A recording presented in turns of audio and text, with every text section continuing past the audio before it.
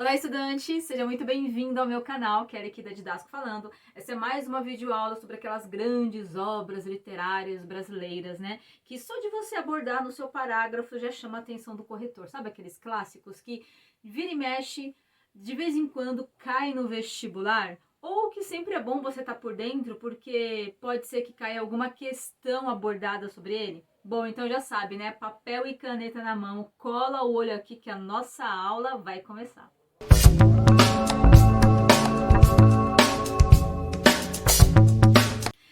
Dois recadinhos super importantes antes da gente iniciar, tá? Primeiro, todas as grandes obras literárias brasileiras, os grandes livros, os clássicos, aqueles importantes que eu faço aula aqui, está na playlist Grandes Obras Literárias Brasileiras, tá? Assim que você clica lá, vai estar cada vídeo tá com o título do livro super organizado para você chegar a clicar e já ir aproveitando o conteúdo. Segundo recado super importante, tudo que você está vendo aqui também está no nosso curso de redação da Didasco, isso aí. Lá você vai ter também grandes obras literárias, aqueles livros, aquelas obras para dar muito mais embasamento para a redação. Isso aí, tá lá nas nossas aulas.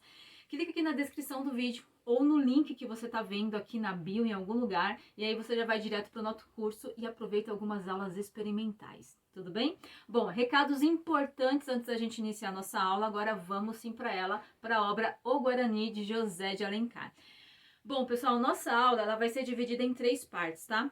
Primeiro, eu vou te dar aquelas informações importantes, as informações técnicas que aquela prova de literatura, aquela questão sobre a prova do livro vai pedir. Onde foi, qual que é o local da história, qual que é o ano que a história se passa, qual que é o estilo de época dela. Então, primeiro essas organizações aqui das informações técnicas, tá? Depois eu vou te dar um enredo, qual que é a historinha, Pro, o que eu preciso ficar sabendo disso daí, quem são os personagens. A gente vai pro enredo.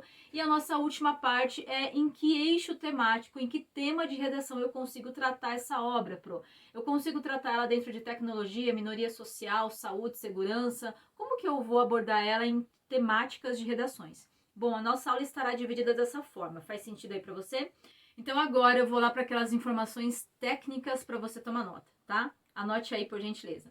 José de Alencar, pessoal, o nosso autor do livro, ele nasceu em 1829, isso aí no Ceará, Ele foi jornalista, advogado, dramaturgo, político e digamos que essa obra é recheada ali de um idealismo, né? Que essas áreas aqui, ó, jornalismo, advogado, político, falam um pouquinho. Segura isso daí que eu vou vir depois, tá?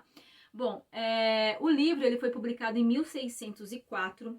Primeiro ele foi publicado como folhetins. Sabe, folhetins? Era como se tivesse jornais e aí a cada semana saía uma crônica. Então a cada semana saía um pedaço, uma parte dessa história nesses folhetins, tá?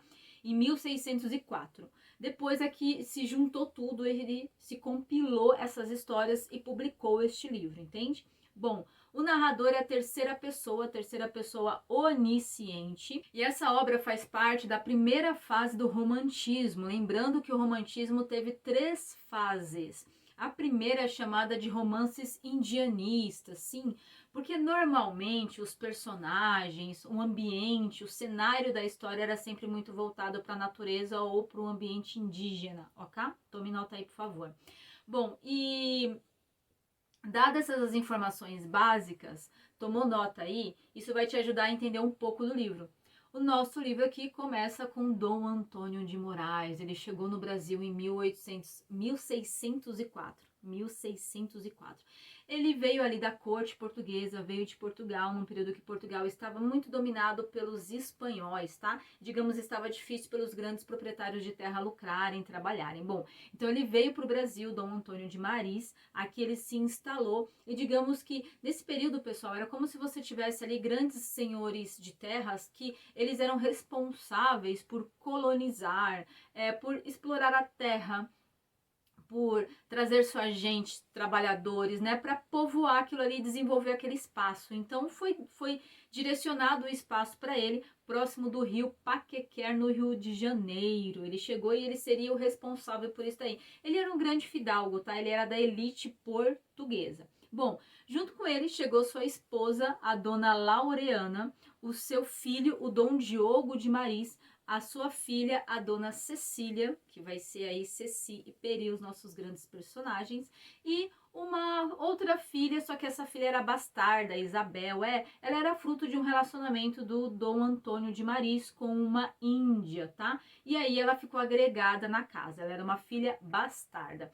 Isso era bastante comum, digamos, ali naquelas famílias, tá? Os grandes senhores às vezes terem algum, não era um relacionamento, mas relações ali com algumas indígenas ou negras e traziam esses bastardos para dentro de casa, que já é um ponto que o livro nos coloca para refletir. Vai aparecer alguns personagens secundários nesse livro. Por exemplo, tem o Dom Álvaro. Dom Álvaro, ele era um capataz do Dom Antônio, era muito querido, era muito de confiança do Dom Antônio de Maris. E ele, no começo, ele é chonadão na Ceci, tá? Chonadão na Ceci, mas a Ceci, a dona Cecília, ela não tem nenhuma admiração por ele. Então, ela segue a vida, entende? Aqui ela não tem olhares para ele, tá? Quem é apaixonada pelo Dom Álvaro é a Isabel. Isso aí. A dona Isabel, aquela filha bastarda, ela é chonadaça no Álvaro. Segura também essa informação por aí.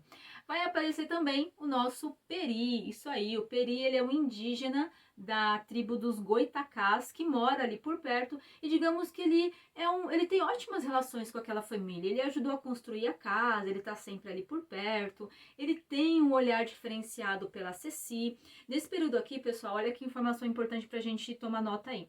Nesse período, pessoal, tinha as companhias de Jesus. Companhias de Jesus eram grupos de padres que eles saíam, né, para, digamos, catequizar os indígenas, porque se esses indígenas estivessem mais por dentro da religião ali católica, seria mais fácil a relação com eles, era mais um elemento cultural que você tinha, digamos assim, semelhante, então fica mais fácil, fica mais próximo nessas populações. Bom, e aí o Peri, ele já fazia parte, ele já tinha sido catequizado e ele era por dentro ali, ele acreditava, digamos ali, no catolicismo, tá? E para ele, olha só, a Ceci era tão unida, tão divina, havia aqui uma idealização da mulher. Uma das características da primeira fase do romantismo é que havia uma idealização da mulher. Essa mulher, ela era perfeita, ela era ideal, ela era um ser divino, entende aqui? Ela não tinha defeitos. E para ele, era como se ela fosse uma Nossa Senhora. Olha só, sim, ela era como se fosse uma santa, algo divino. Era uma bênção ali para ele. Ele era chonadão por ela, tá? Bom, vamos desenrolar um pouco mais nossa história aqui. Surge também como personagem secundário o Dom Loredano. Isso aí, quem é o Dom Loredano? Ele é um mercenário, ele é um ex-padre, olha só o rolê. Ele é um ex-padre, mercenário, assassino, que ele tá ali por perto para quê? Tem uma história aí que diz que abaixo da casa do Dom Antônio de Maris tem uma mina de prata. Exatamente. Qual que é o plano desse mercenário, desse assassino de aluguel aí? Ele quer juntar a tropa dele para atacar a casa, tomar conta da casa e ver se achar essa mina, tomar posse dessa mina. Esse é o plano dele, plano mirabolante, ok? Chega um certo dia que ele tá lá, né, conversando com a equipe dele, com os aliados, e quem ouve esse plano? Quem tá lá passeando pela floresta e ouve isso daí? O Peri, exatamente. O que Peri comenta? Cara, é a casa da minha amada, eu não posso deixar isso, é minha função protegê-la, proteger a família. Então ele foi lá correndo, contou pro Dom Antônio de Maris. A dona, pausa aqui, tá? A dona Laureana, a esposa do Dom Antônio de Maris, ela não era muito afeicionada com o Peri, não, tá? Ela não curtia muito ele, não, ela não gostava, não. Ela tinha uma certa implicância, uma certa, sabe, o que esses indígenas, o que esse cara da tribo Goitacás tá sempre por aqui? Eu não gosto dessa relação muito próxima com os indígenas, não. Mas depois que ela ouve o Peri contando lá todo o plano do capataz pro Dom Antônio, ela fala, poxa, agora esse Peri, esse indígena merece um pouco da minha confiança.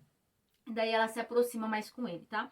Bom, aí o Peri foi lá e contou tudo pro Dom Antônio de Maris. O que Dom Antônio de Maris falou? Não, deixa comigo. Deixa comigo. Vou chamar meus aliados aqui, vou fazer um grupo e a gente vai lá brigar com o mercenário, com o Loredano. Exatamente. Bom, foram lá, brigaram com o Loredano, foi um conflito ali, digamos ali, é um dos clímax do livro, tá? Tem várias páginas ali que falam que os aliados estavam em grande confronto, enfim, mas quem sai aí como quase vencedor é o Dom Antônio, tá? O Loredano, ele acaba ali entrando para a floresta para se proteger, né, do ataque, na verdade, de uma resposta, né, do Dom Antônio, e quando ele chega na floresta, ele é capturado pelos indígenas e preso, tá? E os indígenas ali, pessoal, tinham os indígenas ali que eram a tribo dos Aimorés. A tribo dos Aimorés, ela era uma tribo que praticava antropofagia. O que é isso? Não sei. Se alimentava de carne humana, eles eram canibais. Porque para eles, imagine só, se você derrotava o inimigo e você comia as carnes, né, os músculos, o coração do inimigo, você tomava para si toda aquela força, toda aquela coragem do inimigo, toda aquela coragem daquele combatente. Então, essa tribo acreditava nisso e prendeu o Loredano e, digamos assim, a sentença para ele era que ele iria queimar na fogueira.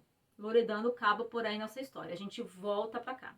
Em meio a tudo isso, ocorreu também um fato. Certo dia tá lá Dom Diogo passeando na floresta, tal, caçando, enfim. O que acontece, pessoal? O que acontece? Ele alvejou, ele acertou uma indígena da tribo dos Aimorés. Cara, da tribo daquele pessoal que come gente. Não vai dar muito certo nisso não, entendeu? Porque a tribo, quando ficou sabendo disso, Dom Diogo fugiu para casa, né? Quando a tribo ficou sabendo disso, aí eles se organizaram para pegar a família do Dom Antônio. A gente vai se vingar. Como é que é isso? Isso não pode. Digamos que essa tribo aí, Moré, e tinha bastante tribos assim, tá? Elas eram bastante violentas, elas eram bastante, digamos assim, o clima de convivência não era muito tranquilo. Estou sentindo uma treta! Eu posso dizer, ela era meio bravona, tinha algumas tribos assim mais selvagens, entende? Mais extremistas, enfim. E aí vai lá, organiza seu plano e a gente vai pegar essa família do Dom Diogo. Vamos lá destruir todo mundo. Bom, Peri ouvindo tudo isso, o que ele pensou? Cara, também não posso deixar. Peri tava sempre ali, sabe, protegendo a amada dele. Ele pensou, não posso deixar. Eu é que vou combater essa tribo do Aimoré. Aí você fala, nossa, mas que viagem. Ele vai sozinho ele vai chamar mais alguém? Não, cara, ele queria ir sozinho. Ele queria ir sozinho. E olha como que Peri, até foi um ataque assim, foi uma ideia meio kamikaze, né? Ele pensou o seguinte, eu vou me envenenar. Eu vou envenenar minhas carnes, porque obviamente eu indo combater sozinho eu vou morrer. Mas eles vão comer minhas carnes. E daí, quando eles comerem minha carne envenenada, eles morrem. Olha a mirabolagem aqui do Peri. E assim fez, viu? E assim fez. Tomou lá seu veneno, foi lá pra mata, guerrear, tá lá guerreando e tal. Quem fica sabendo de todo esse plano? Ceci. Ceci, ela também era apaixonada nele. O que ela falou? Álvaro, vem cá, Álvaro.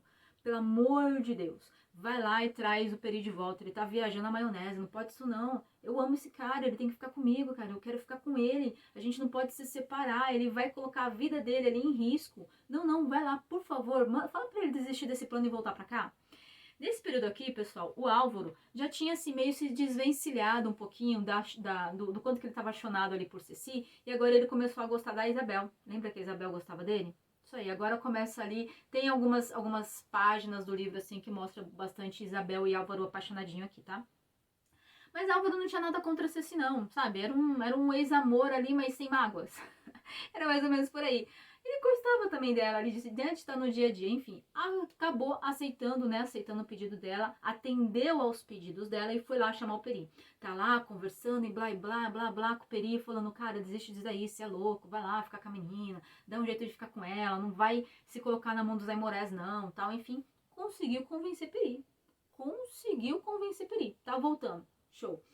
Só que aí, o Álvaro, ele é alvejado por uma flecha. Ele é alvejado por uma flecha.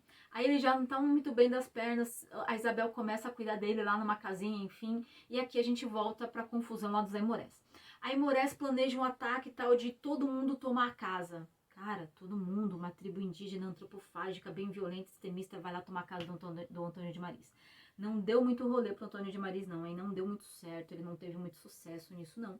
Quando o Peri vê que tudo ali tá quase desmoronando, o que o Peri pensa? Ainda não entraram na casa, tá? Estão tudo ali atacando e flecha e tal. E aí o que o Peri pensa? Eu vou envenenar as águas, porque uma hora essa tribo vai precisar beber água. E aí eles vão beber água envenenada e eles falecem. Bom, ele faz isso. Ele faz isso. Só que quem bebe água também sem saber? O Álvaro. O Álvaro bebeu água. O Álvaro já não estava muito bem das pernas, não estava muito bem da saúde, tinha lá levado a flechada.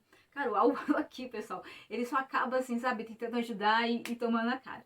E daí ele toma essa água meio envenenada, volta lá, ele percebe que ele vai falecer, que ele tá nas últimas, Isabel também, e os dois falecem ali. Tem uma lenda que conta que era uma prática de, às vezes, pessoas que se gostavam muito, sabe? Um já tá vendo que o outro tá nas últimas, ela sabe que ela não vai aguentar ficar sozinha, que ela quer ir junto, que ela quer estar junto dessa pessoa. Então ela colocou ali meio algumas ervas aromáticas que eram tóxicas e tal, e os dois ali faleceram, digamos, envenenados ali. Ele já tava, né, com a flecha e com o veneno, e ela envenenada ali por aquelas ervas. Enfim, e daí ele falece, os dois falecem. Vamos voltar lá pro rolê dos Aimorés.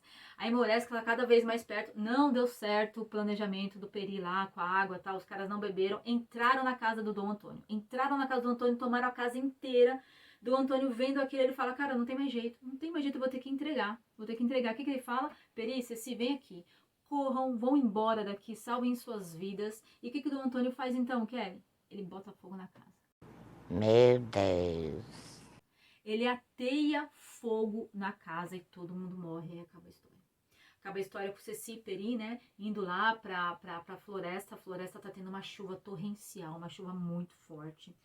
Começa a inundar tudo. E aí Peri, numa folha de palmeira, lá ele e a Ceci ficam dias e dias aí velejando, se alimentando de frutas, do que eles conseguem ali caçar na floresta, colher, né, de frutas na floresta, até que termina ali com o Peri contando uma lenda para Ceci, que a lenda é que no início, né, da população do mundo havia um casal, e esse casal que foi responsável pela... Olha a ideia do catolicismo aqui, tá? Adão e Eva. E esse é casal que foi responsável pela povoamento, pelo início da civilização, pelo início da sociedade, pelo início da humanidade. E esse casal aqui, então, é Ceci e Peri, que ficam juntos e são felizes para sempre, e acaba a história.